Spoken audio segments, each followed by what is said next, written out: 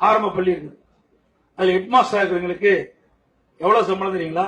82,000 ரூபாய். ஹெட் மாஸ்டருக்கு 82,000 ரூபாய். 5ஆம் கிளாஸ் ஹெட் மாஸ்டருக்கு 82,000 ரூபாய்.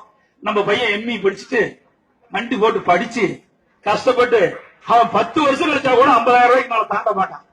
இவ்வளவு பணத்தை வாங்கிட்டு போராட்டம் நடத்தினா யாரு ஏத்துக்குவா? எவ்வளவு பணம் தெரியுங்களா? ஒரே வருஷம் மட்டும் கடந்த ஆண்டு மட்டும் 14,719 கோடி. இவர்களுக்கு சம்பள உயரம் மட்டும் 14,719 கோடி நம்ம தான். ஆசிரியர்களுக்கெல்லாம் 82,000 ரூபாய் சம்பளம். என்னமோ இதுவரைக்கும் ஆசிரியர்கள்லாம் 10,000 ரூபாய் சம்பளம் வாங்கிட்டு இருந்த மாதிரியும் இவர் இந்த ஒரு வருஷத்துல 82,000 ரூபாய் அவங்க அப்பா கருப்ப கவுண்டர் தோட்டத்தை வித்துட்டு வந்து கொடுக்கிற மாதிரி. என்னமோ தமிழ்நாட்டுக்கு வர்ற நிதியெல்லாம் அந்த அரசு ஊழியர்களுக்கும் ஆசிரியர்களுக்கும் கொடுத்துடுறாரா, மீதி உள்ளதான் என் சம்பந்திக்கு கான்ட்ராக்ட் கொடுக்க முடியுது. மினிஸ்டர் இருந்ததுல இருந்து உங்க வரவு செலவு என்னன்னு தமிழ்நாட்டு மக்களுக்கு எல்லாம் தெரியும்.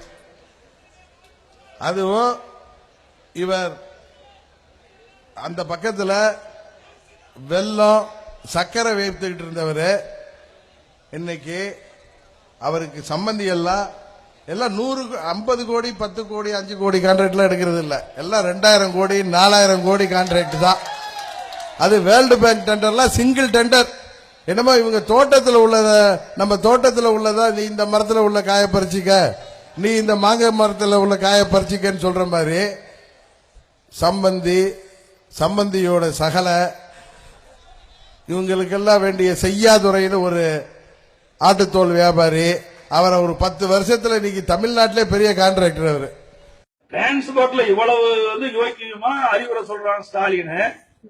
இந்த ஸ்டாலின் இருக்கும்போது ஏயா செய்யல? நீ 6,000 கோடி கரை வச்சுட்டு போயிட்ட. நீ பதவியில இருந்து போகும்போது 6,000 கோடி பாக்கி வச்சுட்டு போயிட்ட. அரசு ஊழியர்களுக்கு அந்த ஓய்வு தொகை அதை 1,500 கோடி நிறுத்திட்டு போயிட்ட. கட்ட வேண்டிய பணத்தை நிறைய பிடித்த தொகை அந்த அரசு ஊழியர்களுக்கு பிடித்து செய்வாங்க, அந்த தொகையும் எடுத்து செலவு பண்ணிட்டு போயிட்டான். எல்லா டிப்பமும் அடமானம் வச்சு இவங்க அவன் இவன் ஒரு முதலமைச்சர் பேசுற பேச்சாது. நம்ம ஊர் சந்தையில காய்கறி விற்கிறவங்க கூட அப்படி பேச மாட்டாங்க. மரியாதையா எவ்வளவு டீசெண்டா பேசுவாங்க. அந்த ஆள் எங்க காட்டுல இருந்து வந்த மாதிரி மனிதர்களையே பார்க்காத மாதிரி பேசுகிறார். அதுவும் தமிழ்நாட்டிலே முதலமைச்சராக இருப்பவர் ஒரு நாளாந்தர அரசியல்வாதி போல பேசுகிறார். இதெல்லாம் ஒண்ணு எனக்கெல்லாம் ஏற்கனவே நல்ல படிச்சிருக்கு. நானும் எனக்கு பூராவுமே தினந்தோறும் 12 மணி வரைக்கும் படிக்கிறேன். நான் இப்படி படிச்சிருந்தா பெரிய பெரிய டாக்டருக்கே போயிருக்கலாம். இப்பதான் படிக்க வேண்டிய காலம் வந்துருக்கு. அத்தனையும் படிச்சுட்டு இருக்கிறேன். அதே மாதிரி சட்டமன்றத்தில் வந்தா வேணும்னே கேள்வி கேட்கறது, எல்லாம் மாத்தி மாத்தி கேள்வி. என்ன கேள்வி கேட்டாலும் சரி பரவாயில்ல.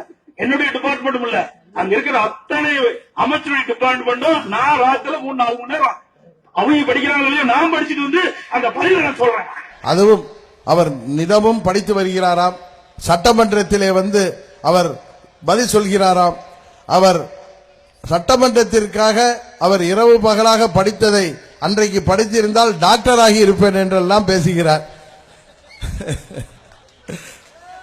அவருக்கு ராமாயணத்தை எழுதியது, அது கம்பராமாயணத்தை எழுதியது யார் என்றே தெரியாத ஒரு முதலமைச்சர் 3ஆம் வகுப்பு மாணவனுக்கு கூட தெரிந்த ஒரு விஷயத்தை எழுதி வைத்தும் தவறாக படிக்கின்ற அளவுக்கு இன்றைக்கு அறிவாளியாக இருப்பவர். இவர் தப்பு தவறி டாக்டராக இருந்தால் எத்தனை பேரை எமலோகத்திற்கு அனுப்பியிருப்பார் என்பது நல்ல வேலை. அவரை அவங்க வீட்டில் படிக்க வைக்கவில்லை, அதுதான் உண்மை. தமிழ்நாடு முழுவதும்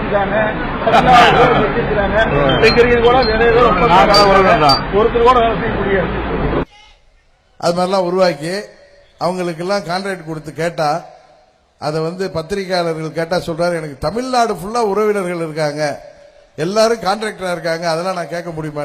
இவருக்கு இருக்கிறதே ஒரே பையன், ஒரே சம்பந்தி தான் நமக்கு தெரிஞ்சு. அவருக்கே 4,000-5,000 கோடிக்கு கான்ட்ராக்ட் கொடுத்திருக்காரு. அப்படின்னா அதுலயும் பினாமி சம்பந்தி எத்தனை பேர் இருக்காங்கன்னு தெரியல. இந்த வருமான வரித்துறை இன்னும் கொஞ்சம் தீவிரமா விசாரிச்சா நல்லா இருக்கும்.